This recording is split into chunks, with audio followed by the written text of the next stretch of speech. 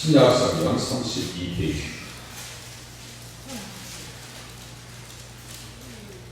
마태복음 20장 1절에서 7절까지 제가 분독해드립니다. 천국은 마치 품꾼을 얻어 포도원에 들여 보내려고 이른 아침에 나간 집주인과 같으니 그가 하루 한 데나리온씩 품꾼들과 약속하여 포도원에 들여 보내고 또 제3시에 나가보니 장터에 놀고 서 있는 사람들이 또 있느니라. 그들에게 이르되 너희도 포도원에 들어가라. 내가 너희에게 상당하게 주리라 하니 그들이 가고 제6시와 제9시에 또 나가 그와 같이 제11시에도 나가보니 서 있는 사람들이 또 있는지라. 이르되 너희는 어찌하여 종일토록 놀고 여기 서 있느냐. 이르되 우리를 품꾼으로 쓰는 이가 없음이니이다. 이르되 너희도 포도원에 들어가라 하니라. 아멘. 천국의 품꾼 포도원 비유 이렇게 계속해서 말씀드리고 있습니다. 재물이 많은 유대 관원의 이야기를 통해서 구원의 조건은 사람에게서 있는 것이 아니다. 잘생긴 사람이 구원받고 힘이 센 사람이 구원받고 똑똑한 사람이 어여쁜 사람이 구원받으면 그것이 구원의 조건이 된다면 하나님의 정의에 어긋나는 거예요. 그렇잖아요. 하나님께서 제시한 방법으로 선물로 선물을 통해서 구원받게 하십니다. 그러니까 주님을 믿을 때 영생의 은혜를 경험할 수 있다. 하나님이 세상을 이처럼 사랑하사 독생자를 주셨으니 이는 그를 믿는 자마다 멸망하지 않고 영생을 얻게 하리라.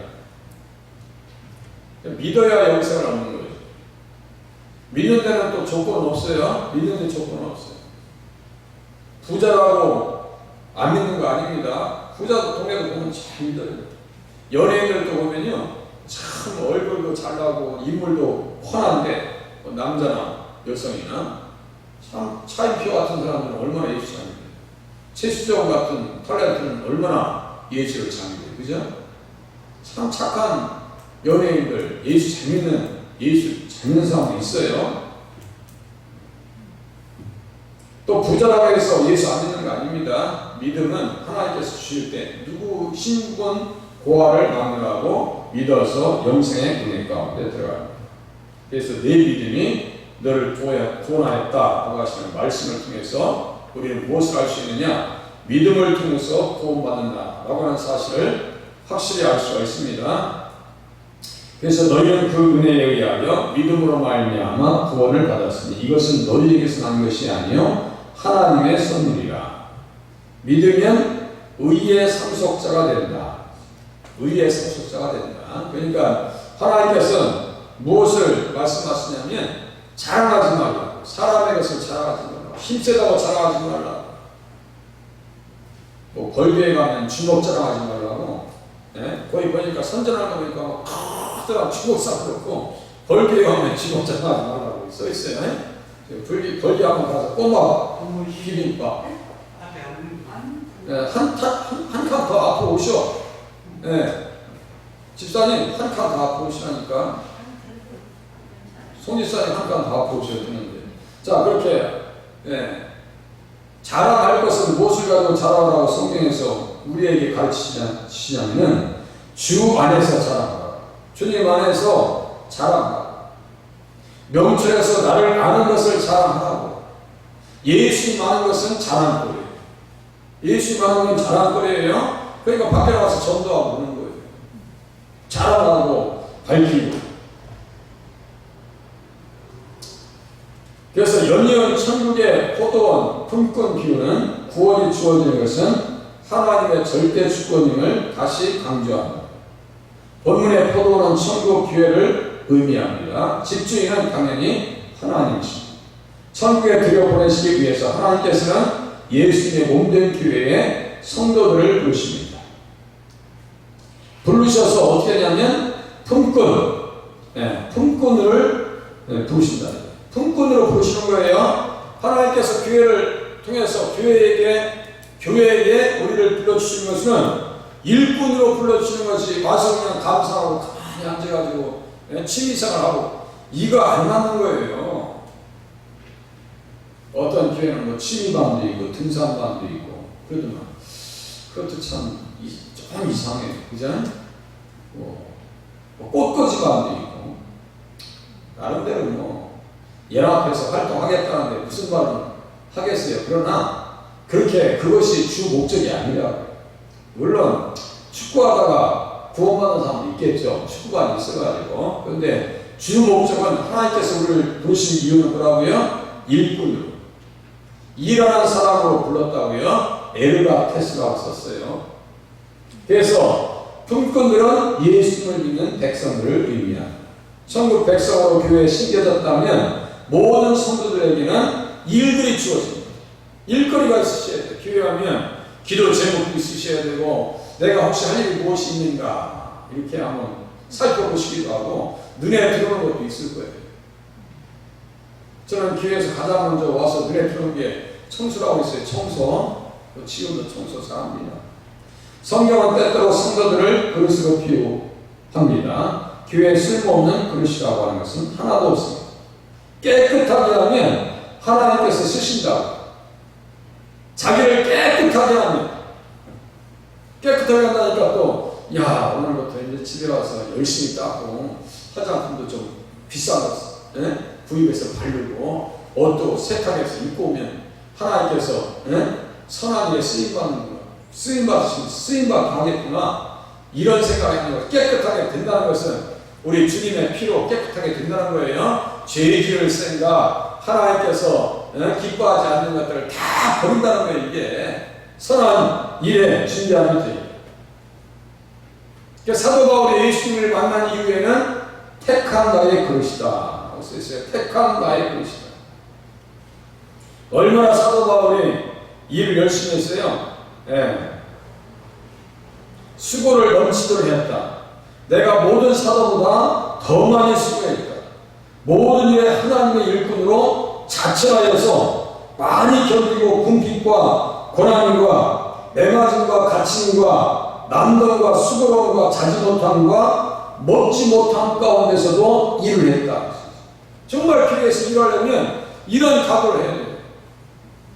교회에서 일하시려면 교회 일꾼 되려면 아니 요거도 그냥 그것을 가볍게 넘길 수가 있어야지. 어떤 사람은 조금 힘들다고 교회를 못 나오겠다니 뭐 시킨 것도 아니야. 스승하다가 시험 받고 그럴 바에는요 손을 떼야 돼요. 교회 어떤 분은 교회를 하면서 되게 기쁨이 오시는 분이 있고 어떤 분은 교회를 하면서 되게 스트레스 받는 분이 있어요. 그런 분들은 은사자가 아닙니다. 손을 놓으셔야 돼요. 그런데 교회 가면서 늘 기쁨이 있고 감사가 있고 샘이 돋아나고 무슨 하나님의 은혜를 느껴지면 그분은 어떤 사람이냐? 은사자. 그죠? 은사자. 은사 받은 거예요. 그것들하고 그냥 달란트라고 해요.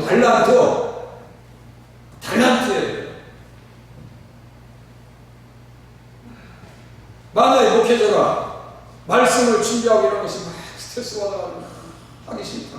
그거 그만둬야 돼, 이거는. 설교할 자격이 안 돼, 이거는. 네? 그건 자격이 안 되지. 교회 직분자로 세워졌으면 하나님 앞에 그냥 물물을 가리지 않냐고 일할 수 있는 자리에까지 나가실 수 있길 바랍니다. 우리 예비 권사님들 아세요? 예비 권사님들 축하드려요. 아이고 내가 그냥 늘 생각할 때 우리 예비 권사님들 언제 머리를 올려드리나. 하면 이분은 머리 올려드릴 거 아니야, 올리실 거 아니야, 그죠? 뭐 머리 다 또 풀고 그냥 뭐 하고 입으시는 분은 없어. 내가 가만히 보니까 우리 뒤에 핀도 하고 옷핀도 하고 이렇게 이쁘게 하고 이렇게 그냥 그 전달에 가서 우리 저 이예수 집사님에 가서 이렇게 머리 좀 이쁘게 해다 나오세요. 네? 언제 우리 예비 권사님들 머리 올려드리나 그랬더니 날 잡았어요. 다 합격하셨었고 다 합격하셨어. 그러니까 어떻게 하셔야 돼요? 물물을 가리지 않냐고 하나님의 일에 쓰임받자. 아시겠죠? 물물을 가리지 않냐. 사도 바울이 그랬어요. 길어지니까 빨리 나가겠습니다. 이스라엘 백성들을 나무에 비유한다면 무화과와 포도나무로 비유됩니다. 무화과 나무와 포도나무. 제가 무화과 오늘 열매를 따서 우리 권사님을 드렸어요. 세 개가 이어가지고 따서의 임 권사님, 정 권사님, 예비 양 권사님 이가지고 드렸어요. 맛있죠? 드실만 해요, 안 해요? 맛있죠? 좀 들리겠어요? 좀 더 익으면 새들이 와서 쪼아먹어. 그러니까 뺏기기 전에 빨리 잡수셔야 돼. 우리 임권사는 참 잡숴보셨을 거야.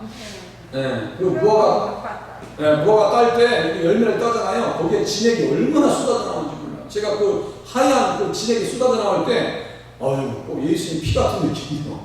야, 예수님께서 우리를 위해서 이렇게 희생하셨는데, 9월에 열매를 맺게 하시기 위해서 우리 예수님께서 십자가에서 피 흘리셨는데, 하얀 물이 말이죠. 확 쏟아져 나와요. 그러니까, 이야, 무화과 나와. 무화과가 평생이 나오고. 무화과와 포도나무는 누구를 비유한다고요? 이스라엘 백성들을 비유한다. 예수님께서 나는 참 포도나무다 라고 말씀하셨고, 한 포도나무를 애굽에서 가져다가 민족들을 쫓아내시고 그것을 심으셨나이다. 이 민족들이라고 하는 것은 가나안 땅을 얘기합니다. 가나안 땅에다가 포도나무를 애굽에서 가져다가 심어 놓으셨어요. 거기는 어떤 곳이에요? 시절을 쫓아 과실을 맺을 수 있는 거예요. 젖과 꿀이 흐르는 땅이고 생수가 흐르는 곳이에요. 그래서 시편 1장에 복 있는 사람은 여호와의 율법을 주하로 묵상하며 오만한 자리에 자리 앉지 아니하고 죄인에게 서지 아니하고 그들은 시냇가에 심겨진 나무와 같이 시절을 쫓아 과실 맺는다 했어요. 그 나무들이 어디에 있는 나무들이에요? 가나안 땅에 있는 나무들입니다. 이해하시죠? 우리가 그런 존재예요. 관리해줘야죠. 나는 내가 사랑하는 자를 위해서 노래하되 하면서 이제 포도나무는 이스라엘 족속이요 포도는 이스라엘 족속이요 그가 기뻐하시는 나무는 유다 사람. 그래서 사람에게는 어떤 열매가 나타나야 돼요? 사희와 사휘화 오자야 추오제 이렇게 외우셔야 돼요. 제가 가끔씩 잊어버려가지고 엊그저께 서적에는 성경책 찾다가 못 찾았는데 오늘 서적에 같이 봤어요. 그러니까 그런 부분들은 제가 곤란한 부분을 이렇게 필름을 잘라버릴 거 아니에요. 잘라서 그 부분은 안 나가죠. 제가 또 바보서 이렇게 못 찾았던 것만 해가지고 그래 내보내겠어요. 그걸 딱 잘라가지고 편집해서 내보내죠. 새벽에 오신 분들은 아실 거예요. 자, 가끔 저도 해내요. 자, 성령의 9가지 열매 이렇게 해보세요. 사휘화 오자야 추오제. 사 하면 뭘까요? 그래요. 휘. 화. 그래요. 추.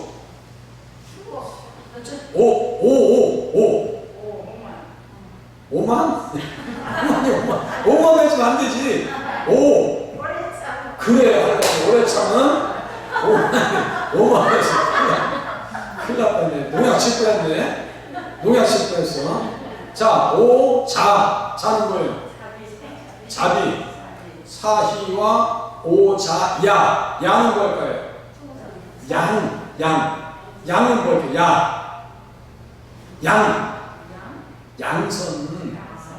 사희화 오자양 추오제. 일부러 제가 외우기 쉽게 그러니까 추 하면 무엇을 하나요? 충성. 그러니까 추자로 외우는 거야. 충온 이렇게 외울 수 없잖아. 그러니까 충성, 온유, 절제 이렇게 열매가 맺어야 돼요. 열매가 맺어야지. 맺지 않으면 어떻게 해요? 그런데 이 열매가 풍성하냐? 우리 풍성하지 못한 것이 우리의 현실입니다. 이스라엘 백성들을 나무에 비한다면 무화과, 포도나무. 그래서 포도나무 열매가 없어요. 좀 전에 그랬어요. 열매가 없어가지고 5만이라고 하는 열매가 냈다고 답이 없는 거예요. 어떻게 한다고 여기 보니까 열매가 적거니와 그렇지 않으면 찍어버리셔서 내가 열매를 구했는데 얻지 못했대. 3년 동안 와서 보니까 열매가 없다는 거야. 만약에 우리 무화과나무 저기에서 열매가 안 열리잖아요. 벌써 제가 파서 보냈어. 없애버렸어. 근데 해마다 세상에 무화과가 주렁주렁 열매 있네. 또 여기 그 나무에서 이렇게 새끼가 나왔어요. 그래서 교회 입구에 심겨놨는데 내년에는 많이 열릴 거예요. 어떤 분이 자꾸 그걸 좀 가져갔으면 해가지고 마음에 들면 가져가시라고 하려고 그래. 마음에 또 이제 키워놓으면 되니까. 집에서는 못 키우시니까 또 착각하지 마시고 또 집에 가져가시겠다고 하면 안 돼요. 정원 있으면 된다는 얘기예요. 아셔야지. 자, 열매가 없으면 어떻게 하신다고 하나님께서 그냥 찍어버리는 거예요. 포도나무는 어떻게 해요? 가지를 잘라서 어디에다 집어넣는다 했어요? 불 가운데 집어넣는다. 열매가 없으면 어떻게 된다고요? 무화과나무를 보니까 잎사귀밖에 없어. 무성한 잎사귀밖에 없어요. 그럼 무화과나무를 하나님 예수님께서 어떻게 하셨어요? 저주해요. 자, 맨 밑에 보니까 그러므로 내가 너희에게 이르노니 하나님의 나라를 너희는 빼앗기고 그의 나라에 열매 맺는 백성이 받으리라. 아, 그러니까 성령에 열매 맺는 사람들은 천국 가는구나. 이걸 알 수 있죠. 그래서 한 대단한 것이 품꾼들과 약속해서 포도원에 들어보냅니다. 자, 우리는 일꾼입니다. 일꾼에게 필요한 것은 충성입니다. 충성이에요? 충성하시죠. 그래서 교회는 어떤 일꾼이 필요하냐? 내가 일꾼이 되었노라. 사도 바울은요, 주님 앞에 은혜를 받고 일꾼이 됐대요. 교회는 항상 일꾼이 필요합니다. 그죠? 항상 일꾼이 필요해요. 전도의 현장에도 특별히 일꾼이 더 필요합니다. 자, 그래서 전도 현장에 나오시는 우리 권사님, 우리 송지사님 이쁘다고 자꾸 얘기해요. 우리 송지사님 이쁘다고 자꾸 얘기하는 거예요. 몸이 불편하셔. 다리도 불편하시거든요. 이 체중이 한쪽으로 쏠리시거든. 이거 몸이 아프시죠. 그런데도 불구하고 전도 현장에 계시는 것이 너무너무 고마운 거예요. 감사한 거예요. 다음에 혹시 맛있는 거 있으시면 우리 손지수님 좀 드리세요. 만나는 거 있으시면. 포도원에는 일꾼이 필요하다니까요. 첫 번째 두 아들에 대한 비유가 나옵니다. 주님께서 말씀하십니다. 너희 생각에는 어떠하냐? 어떤 사람에게 두 아들이 있는데 아들에게 가서 이르되 예 오늘 포도원에 가서 일하라 하니 대답해 이르되 아버지 가겠나이다 하더니 가지 아니하고 둘째 아들에게 가서 또 그와 같이 말하니 대답하여 이르되 실소이다 했다가 그 위에 뉘우치고 갔습니다. 그 둘 중에 누가 아버지의 뜻대로 하였느냐? 이르되 둘째 아들이니이다. 예수께서 그들에게 이르시되 내가 진실로 너희에게 이르노니 새들과 창녀들이 너희보다 먼저 하나님 나라에 들어가리라. 보세요. 포도원에 들어가라고 했는데 들어가는 사람은 구원받고 들어가지 않는 사람은 어떻게 돼요? 구원받지 않습니다. 구원을 못 받아요. 요한이 의에 도로 너희에게 왔거늘 너희는 그를 믿지 아니했을 때 세리와 창녀는 믿었습니다. 아, 그러니까 뭐라고 해요? 무슨 뜻이에요? 믿어서 포도원에 들어가는 거야. 아시겠죠? 믿어서 포도원에 들어가는 거야. 믿으니까 교회에 오는구나. 믿으니까 교회에서 일을 하는구나. 아시겠죠? 그 뜻입니다. 이와 같이 나중된 자로서 먼저 된 자로서 나중되리라 했습니다. 세리와 창녀들은 믿어서 나중되었지만 먼저 되었고, 먼저 된 자들은 어떤 사람들이에요? 이 바리새인과 서기관들은 먼저 예수를 믿을 수 있는 기회가 주어졌는데 이 기회를 잃어버려요. 불쌍한 인생들입니다. 다른 건 다 잊어버려도 예수 믿는 그 믿음만큼은 잃어버리면 안 돼요. 다른 건 다 부정할 수 있어요. 건강도 이룰 수 있습니다. 그러나 믿음만큼은 부정하면 안 돼요. 팔레스틴에서 포도의 수확기는 9월 말 10월 초순입니다. 이때는 곧바로 장마철이 시작될 때입니다. 장마가 시작되기 전에 포도를 따야 했습니다. 그렇지 않으면 그 해 포도 논사는 다 망치게 됩니다. 우리가 이번에 태풍 때문에 흰놈인지 한놈인지 흰남는지 한남는지 그 때문에 얼마나 많은 사람들이 인명피해가 났습니다. 안타까워요. 그렇기 때문에 포도원 주인은 새벽이고 저녁이고 가릴 것이 없었습니다. 그야말로 물불을 가리지 않고 사람들이 필요한 거예요.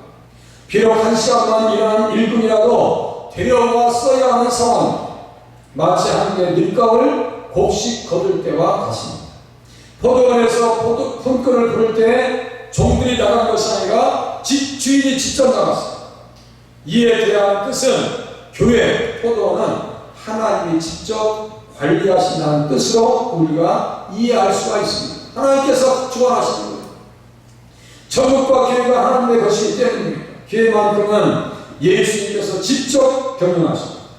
그것은 예수님께서 자기 피로 직접 교회를 사주셨기 때문입니다. 그러니까 교회의 주인은 누구예요? 예수님. 잘 아셔야 돼요. 교회의 주인은 예수님. 자기 피로 사신 피.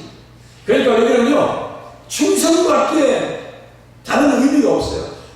그야말로 충성할 수 있는 일꾼밖에 필요한 게 없는 거예요. 여기 텃세도 말이 안 되는 거예요. 텃세도 말이 안 되는 거예요.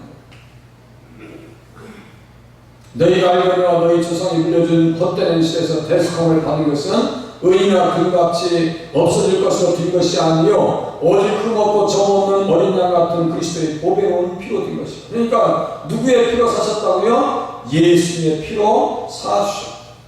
예수님의 피로 사주셨으니까 산 사람이 주인이잖아요. 그죠? 산 사람이 주인이요. 그러니까 교회의 주인은 다시요. 누구라고요? 예수님이십니다. 그러니까 우리는 예수님에게 잘 맞추면 신앙생활을 잘 하시는 거예요. 예수님에게 맞춰서 하십니다. 한 데나리온씩 품꾼들과 약속하여 포도원에 들여보냅니다. 그래서 오전 6시에 이미 일부 품꾼들은 포도원에 들어갔습니다. 일찍 부름을 받은 사람들이에요. 성경에서 이러한 사람을 예언한다면 구약에서는 사무엘과 같은 사람, 어려서부터 믿는 부모님을 만나서 교회에 심겨졌고 칭찬받는 일꾼으로 쓰여집니다. 참 이게 쉽지 않아요. 모태신앙부터 해가지고 죽을 때까지 신앙생활 잘 하시는 분들이 이게 많지 않아요. 많지 않아요. 반면에 사무엘은 태중에서부터, 아니 태어나기 전부터 하나님 아들을 주시면 그를 하나님 앞에 바치겠습니다. 얼마나 멋진 사람이에요. 그죠?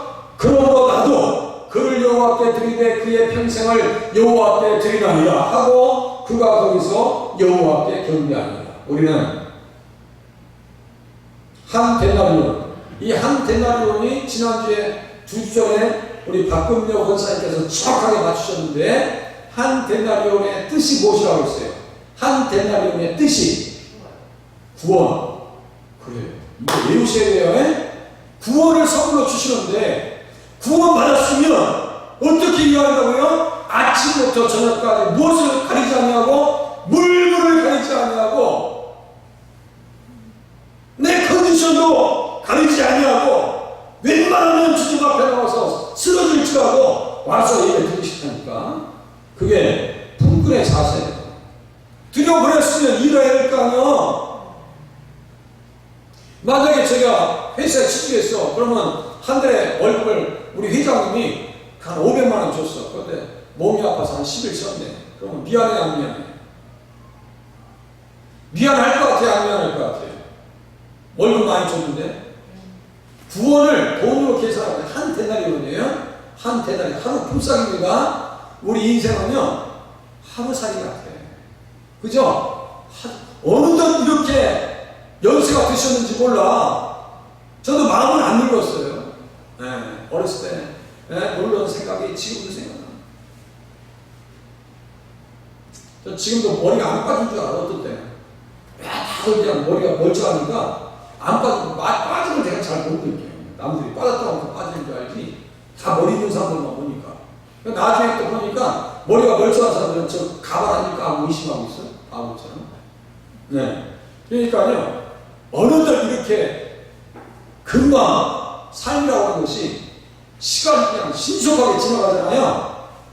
하루 같은 인생 속에서 하나님께서 교회에 큰 품꾼으로 보내주셨으니까 어떻게 하시라고요? 물불을 가리지 않냐고 일을 해야 돼요. 누구처럼요? 사무엘처럼. 부름받은 그 순간부터 일을 해요.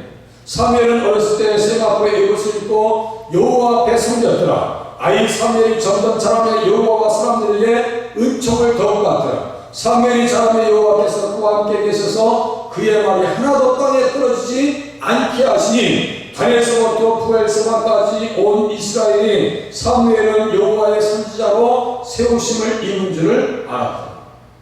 사무엘은 오전 일찍 부름받아서 일꾼으로 쓰임 받았습니다. 또 구약에 누가 있을까요?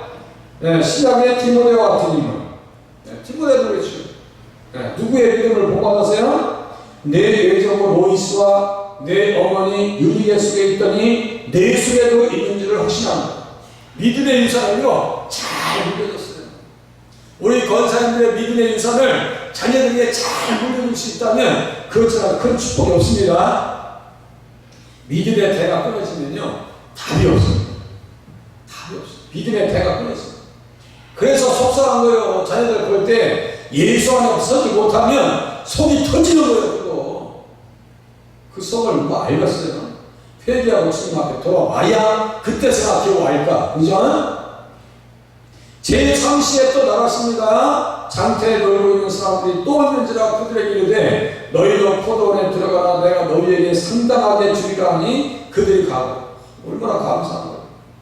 팔레스틴에서 포도의 수확에는 한국의 농번기와 같다 했어요. 늘 일손이 부족하고 일거리는 넘쳐납니다. 교회도 마찬가지입니다. 사람은 있는 것 같지만 일할 사람은 부족하고 할 일은 많습니다. 그죠? 한 사람 더 왔으면 좋겠죠. 우리 예비 권사님 아침에 8시 반쯤에 오셔서 다 준비하시는데 한 사람만 더 옆에 있으면 더 좋겠죠. 짝꿍 하나 만드세요. 짝꿍. 안 그러면 우리 김기현 예비 안수집사님 저 머리 이렇게 가발 씌우고 와서 그냥 같이 할 수 있도록. 일꾼이 부족해요. 하나님께서 천국의 무용인 교회에 일꾼을 부르신 일에 있어서도 세례 요한과 같이 모태부터 부르는 사람들도 있는가 하면 이보다는 좀 늦지만 이른 나이에 부름받은 사람들도 있습니다. 요셉과 같은 사람입니다. 요셉과 같이. 요셉이 제3시요.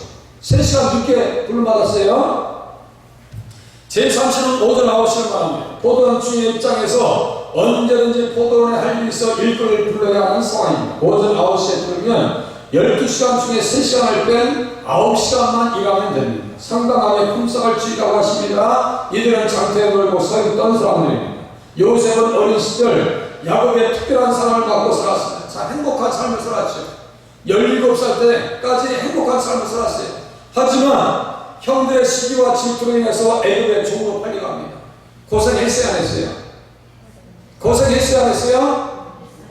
그 사람은 요셉은 하나님 나라를 위해서 그야말로 뼈 빠지기 위해서입니다. 뼈 빠지기 위해서입니다.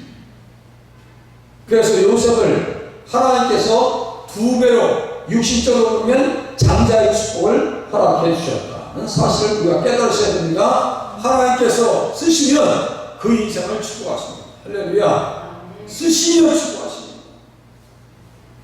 아니, 제가 젊어서부터 지금까지 이렇게 수고하고 애쓰고 있는데 뭐 남는 게 없어. 천만원 하십니다. 하나님 앞에 가보세요. 내가 상상할 수 없는 그러한 축복을, 상급을 예비하신 줄로 기대하시기 바랍니다. 내가 성실하게 주님 앞에 신앙생활 야곱의 조건은 이러하니라. 요셉이 17세의 소년으로서 그의 형들과 함께 양을 칠 때 그의 아버지의 아내들 비라와 실바의 아들들과 더불어 함께 있었더니 그가 그들의 잘못을 아버지에게 말한다. 이복 형제들하고 친하기 쉽지 않아요. 이복 형제들하고. 그래서 세겜에서 팔려나갈 거예요. 새벽에 제가 말씀드렸죠. 세겜은 반란의 땅입니다. 세겜에서 팔려나갔어요. 팔려나갔어요.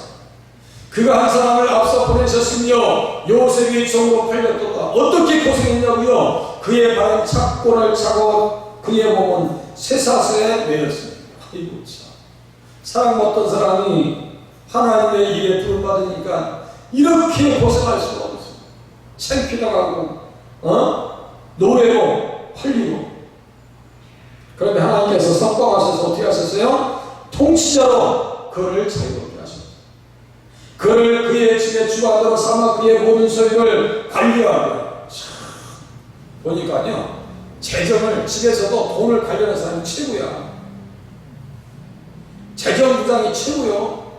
경제기획원의 경제장관이 최고의 나라도 사람 살림 다 그 사람들은 허락해서 지출받아야 돼요.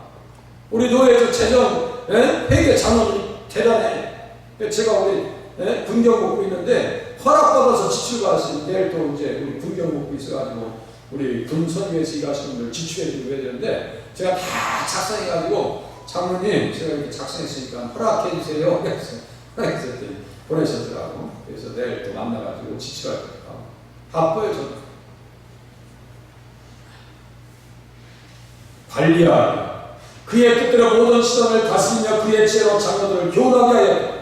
이에 이스라엘이 애굽에 들어가며 야곱이 하늘 땅에 나그네가 되었다. 한 사람이 희생하니까 한 사람이 그 땅에 가서 희생하니까 몇 명이 300만이 돼서 나오더라고요. 그죠?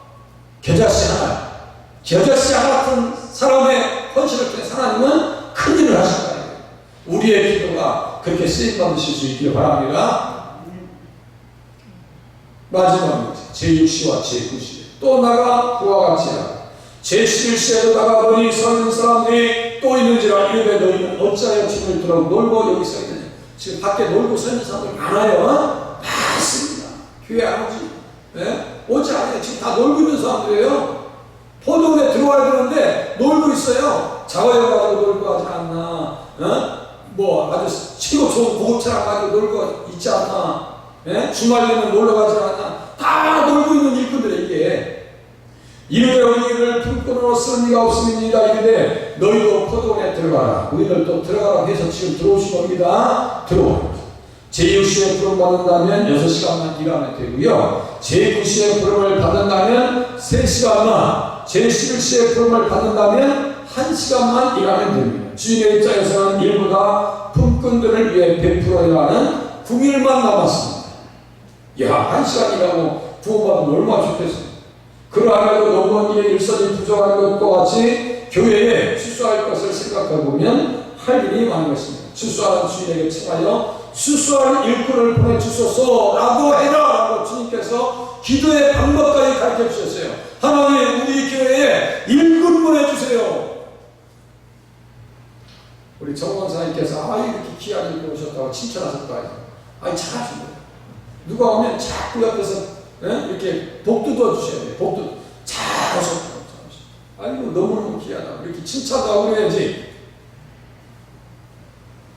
우리가 그런 인상을 주면 안 돼요. 왜 왔지? 이런 인상 주면 안 돼요.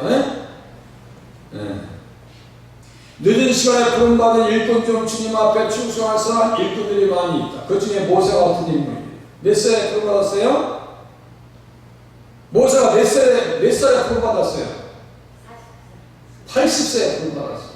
80세. 노년에 부름받았어요. 늦게 부름을 받았지만 다른 사람들이 한 일보다 압축적으로 더 큰 일을 합니다. 압축해서 더 큰 일을 해요. 모세와 같은 인물이 전무후무했습니다. 120세에 죽을 때 그의 눈이 흐리지 아니하였고 기력이 쇠하지 아니하였더라. 우리 어르신들의 이러한 은혜가 있길 바랍니다. 돌아가실 때까지 기력이 충만하고 총이 밝아지고 아시겠죠? 어두워지지 아니야. 이왕이면 너 누구냐 자식을 볼 때 너 누구냐라고 하는 것보다 아들 왔어 이렇게 하는 게 낫잖아요. 친구가 있어가지고 난 누군지 모르겠는데 이렇게 하면 골치 아프잖아요. 우리 친히 한 대도 갖고 모시잖아. 이왕이면 총이 흐려지지 않냐. 끝까지 자녀들과 손을 붙잡고 우리 김학중 집사님 그렇죠. 요새 왜 그분 새벽 예배 안 나오시는지 모르겠네. 우리 방관사님께서 한번 말씀하세요. 이제 기도하실 때가 됐잖아. 저희 다리가 아프신가?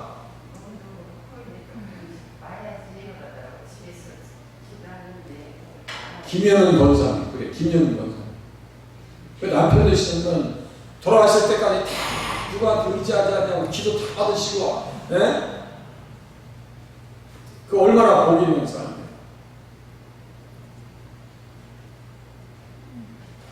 30일 동안 애국합니다. 모세를 위해서. 그 후에는 이스라엘에게 모세와 같은 선지자가 일어나지 못하였나니 모세는 여호와께서 대면하여 아신 자요 여호와께서 그를 애굽 땅에 땅에 보내사 바로와 그의 모든 신하와 그의 온 땅의 모든 이적과 기사와 모든 큰 권능과 위엄을 행하게 하시며 온 이스라엘의 목전에서 그것을 행한 자이더라. 모세와 같은 인물이 없었어요. 우리들도 그렇게 비록 늦게 부름을 받고 받았다고 할지라도 주님 앞에 쓰임받는 자리에 쓰시기 바랍니다. 늦게 마지막 순간에 부름 받은 사람 누가 있어요? 포도원에 들어간 사람 한편의 강도, 그죠? 오늘 너희가 나와 함께 낙원에 있습니다. 자, 포도원은 어디를 상징한다 했죠? 교회나 천국을 상징한다, 그죠? 이 사람 일도 없이 그냥 흘러가버린 거예요. 그렇죠? 어떤 사람, 아, 이렇게 예수님께 힘들 줄 알았으면 늦게 믿을 걸. 늦게 믿어져야 믿어져요? 믿어져야 믿어져요. 아니, 강도는 주님께서 이렇게 믿도록 은혜를 주셨지만 자기가 믿고 싶어서 믿어지는 게 아니라고 제가 말씀드렸죠? 아니, 제가 몇 번 간증했잖아요. 아니, 어떤 세상에 내가 마음 먹고 이제 교회 가려고 다 준비까지 다 하고 통장까지 다 보여주면서 이제 나 교회 갈 거야 라고 했는데 그렇게 사고 나서 돌아와서 죽고 말았어요. 그죠? 아니, 전도할 때도 있죠, 제가. 아니, 목사님, 제가 알아서 갑니다. 알아서 갑니다. 보채지 마세요. 알아서 갑니다. 한 달 안에, 한 달도 안 돼서 신장하고 들어가셨어요. 내가 믿고 싶다고 해서 믿을 수 있는 것이 아니라고요. 하나님께서 선물로 주셔야 믿어지는 거예요. 이 강도도 비록 11시에 부름 받았지만, 1시간 남고 부름 받았지만, 주님께서 그 영혼을 불쌍히 여겨주시고, 구원을 선물로 주셨기 때문에 구원받은 거예요. 맞아요? 틀려요? 우리는 이미 구원받게 하셨으니까 우리는 무엇만 하시다가 주님의 일을 잘 감당하시다가 하나님 나라에서 같이 만나는 자리에 서시길 바랍니다. 기도하시겠습니다.